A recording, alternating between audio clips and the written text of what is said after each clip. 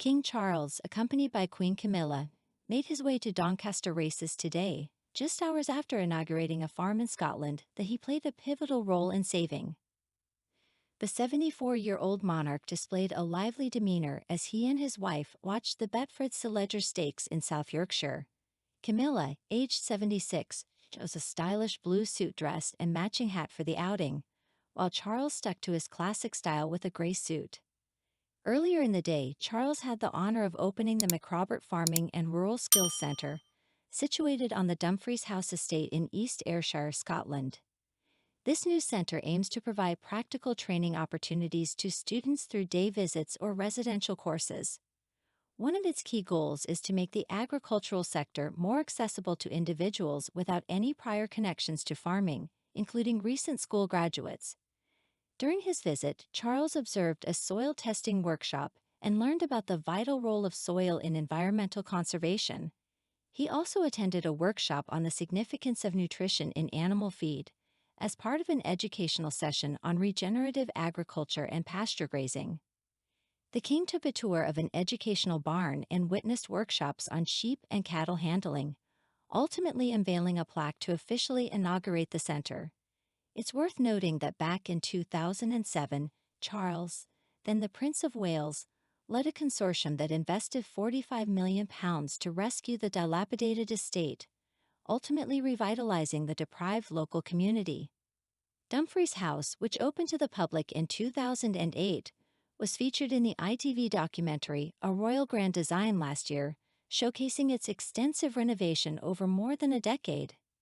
Charles's visit to Scotland coincides with a notable absence of senior royals at this year's Invictus Games in Dusseldorf. While Prince Harry was inspired to create the sporting event during his time in Afghanistan, the Prince and Princess of Wales played a central role in its initial success. Their former foundation, formed with the Duke of Sussex, played a significant part in securing sponsors and funding for the establishment of the Invictus Games.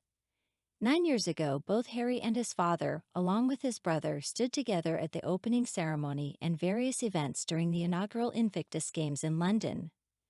However, the current king and heir to the throne have not been involved since Harry's relationship with Meghan and subsequent disputes with the family.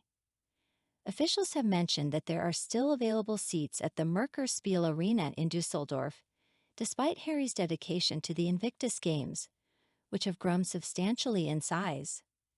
Some believe that the participation of Charles, William, and Kate could change the attendance dynamics. While the Prince and Princess of Wales recently attended the Rugby World Cup in France, King Charles, Queen Camilla, and other senior royals were occupied with the Highland Games. An insider from Team GB shared that the athletes find the situation perplexing but prefer not to become entangled in the royal controversies. This year's Invictus Games in Germany are the largest yet, involving 22 nations and over 500 athletes.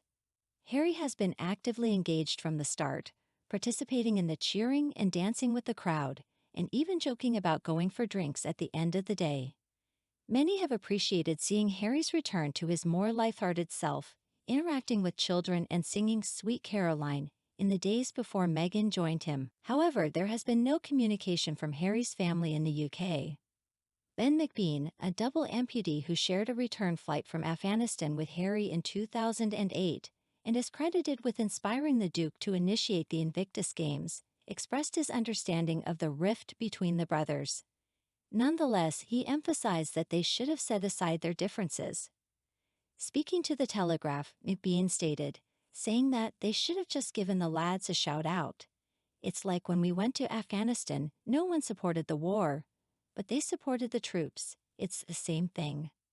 Reportedly, palace sources assert that members of the royal family typically avoid involving themselves in each other's professional pursuits. They wouldn't expect the Duke to publicly endorse the finalists of William's Earthshot Prize, for instance. One critic of Harry pointed out, Harry has never supported any of William's recent projects, be it Earthshot, where he serves as president of African Parks and advocates for climate change, or Homewards. But they insist that William must support Invictus. I'm so tired of this nonsense. Earlier this month, King Charles attended the Highland Games, an event that was a cherished tradition of his late mother, Queen Elizabeth II. He was accompanied by the Duchess of Cornwall, Anne, Princess Royal, and her husband Sir Timothy Lawrence. The Highland Games have been an integral part of Scotland's cultural heritage for centuries. Critics argue that the royal family's perceived animosity towards Harry should not negatively affect the disabled veterans who are participating in the Invictus Games. The Prince and Princess of Wales played vital roles in the early stages of the Invictus Games. The Royal Foundation, which Prince Harry shared at the time, invested substantial funds into the event. Meanwhile, Harry's brother, Prince William, continued his charitable work in London by visiting a construction site to discuss the mental health of construction workers. Kate, his sister-in-law, also undertook royal engagements this week, including a visit to HMP Highdown in Surrey to learn more about the work of an addiction charity. Dear friend, if you like everything new about the royal family and don't want to miss all the novelties, subscribe to our channel and like it. By doing so, you take part in our development. We work for you.